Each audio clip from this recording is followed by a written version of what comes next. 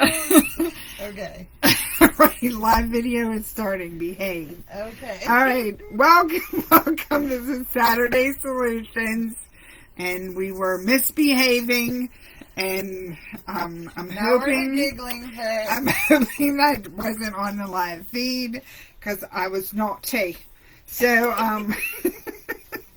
anyways, this is Christina Rue from HLC Bookkeeping and Office Services.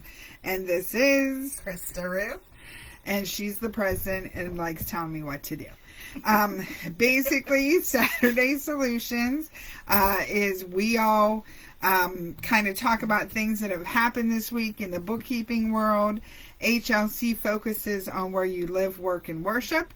So if people have given us questions, solutions, comments, we try to share them with you in 10 to 15 minutes every Saturday at 2 o'clock. So we're in my office today because we were working. Totally lost track. And lost track. We got to get an alarm. We do. We got to get an alarm that goes off. Yeah, so that's what got me over here. Because I know it looks so much better out front with our little setup and our logo and stuff. So anyways, we're just, you can get a hold of us at 724-561-7460, or you can send us an email at office@yourhlc.com, or you can check out the website, hlcbookkeeping.com. So today, you'll see I had put out topic-wise.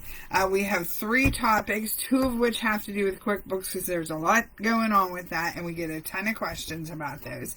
And then we have a bonus with a follow-up for what's been happening with the employee retention credit. So Chris is going to recap what we talked about last week, and then we're going to move forward with this week's info. All right, so last week was, we were finishing up the profit and loss, and we were talking about other income and expenses, how those are sort of one and done type things. You don't budget for them. It just sort of happens. You have to account for it, but you don't want it in the main body of your P&L because you don't want to budget for it next year because it's one and done. Correct. Last week, we were also on site at the ACN Emerge event in Philadelphia. A lot of good information, which I'm sure we'll be talking about. And then also the need to take care of yourself. Mm-hmm. And sometimes you just have to retreat. I'm on overload. No computers, no phone, rest. It doesn't have to be sleeping. It can just be being quiet, so you can vision for your own life.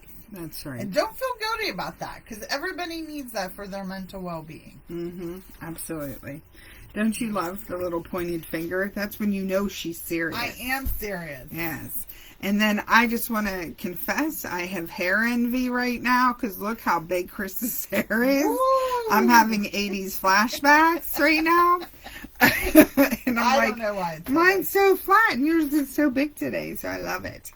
All right, so then today's first topic is spring cleaning your policies and procedures. Try not to get too excited.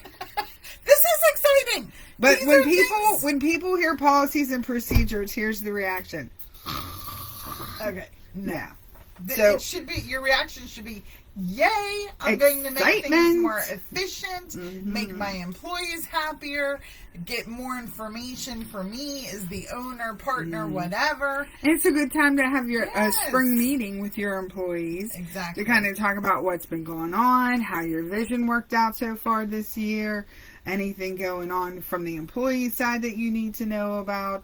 I think we're doing ours on Monday. Yeah, ours is Monday. Yeah. So, the reason we do this is because things change. A lot of times people get in business, they have their employee manual, they have their operating procedures, they have their standard operating procedures for, like, say, client work or those types of things. Well, we should revisit that at least once a year. Sometimes more than that, but we're just going to talk about once a year. Because things change. Needs of clients may change. So it's a good idea to look and say, you know what? When I look back in my notes, I originally had quoted this client, I don't know, say it 3 hours, but they've now asked me to do blank, blank, and blank. We got to discuss that. Or guess what? That wasn't on my standard operating procedures because they added it later on, and I just write it on now. Well, what happens if, God forbid, you have a sickness or are out of work? You need someone else in that office to be able to take that over. You have to communicate. How do I do this? Yep. Also, And it might be as simple, too, as evaluating. Maybe something's changed and you've got to add something to your policy and procedure. Like maybe your...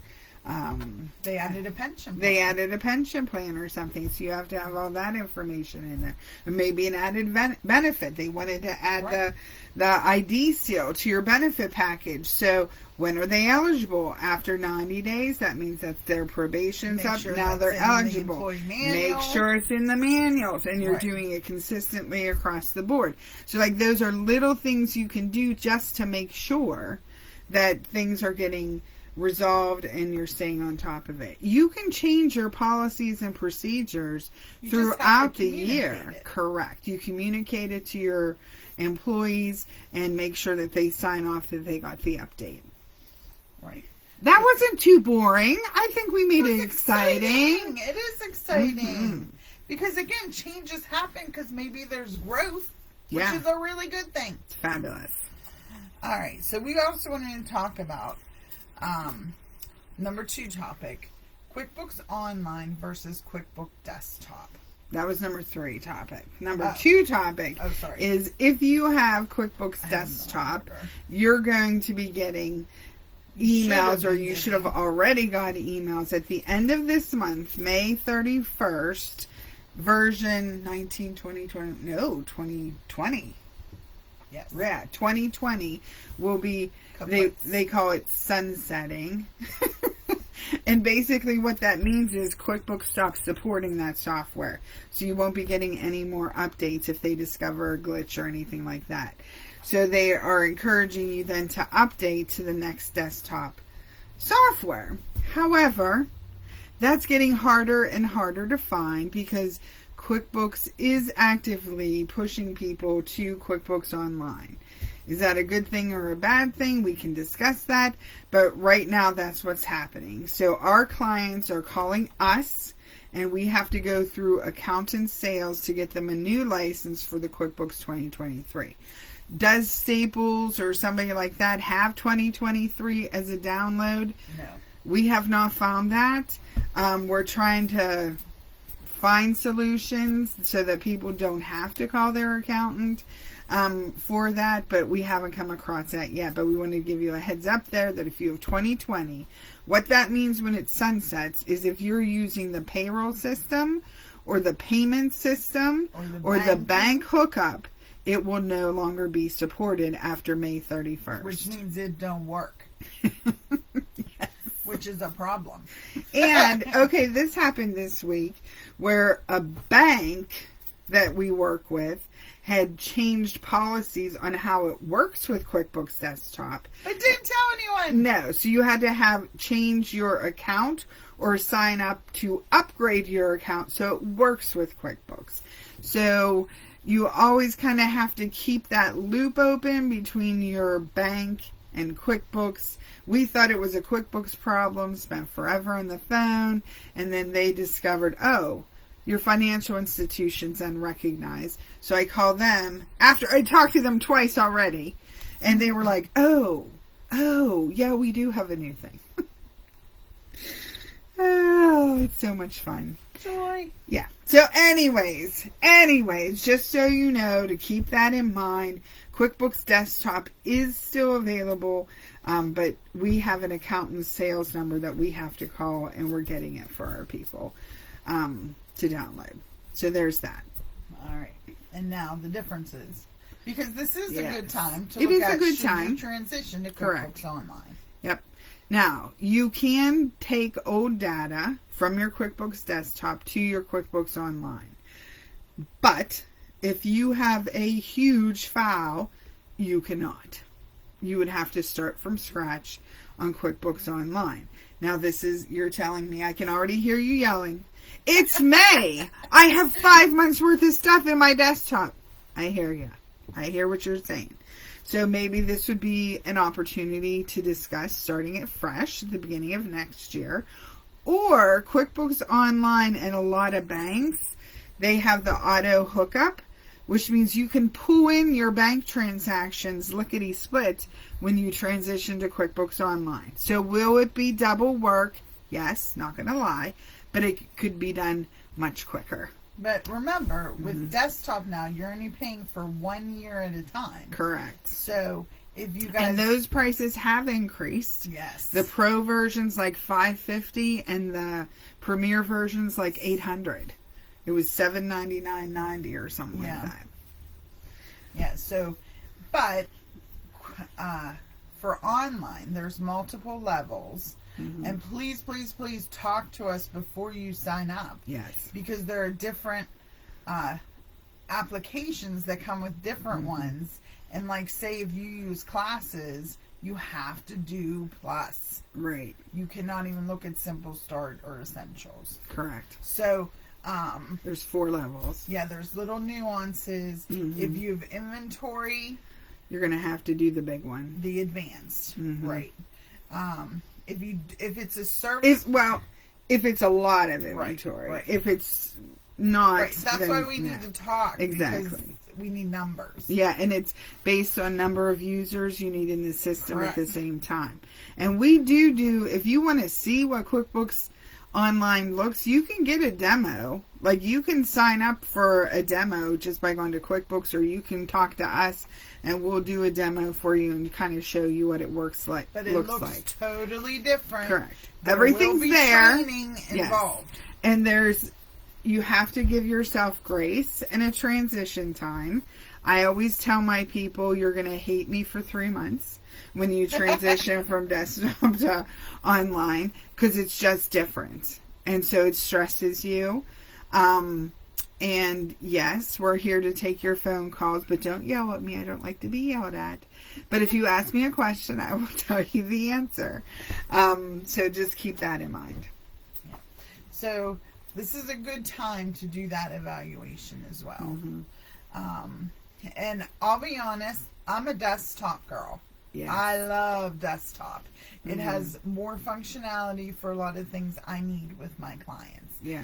But if you're a service-based business, we usually recommend it can be Simple Start or Essentials, because there's just not a lot happening there, and it's available 24/7. So, if you travel a lot, it's a good option. Then that makes it a good option. Or if you have multiple people working at different parts of the country, That's a great online is option. really good option. And you it's can much set less than a levels. hosted desktop. And you can set access levels. So Right. not everybody needs to see everything. You can limit people to the customer side if they're on your sales team, and pay your payables people to the payable side. So like, there's different things you can do. The templates aren't nearly as robust as in desktop in terms of how you can play with them and customize them, but they're doable, completely doable. So just keep that in mind when you're having that process and that thinking process. And of course, we're always here to help, so make sure you give us a call if you have questions.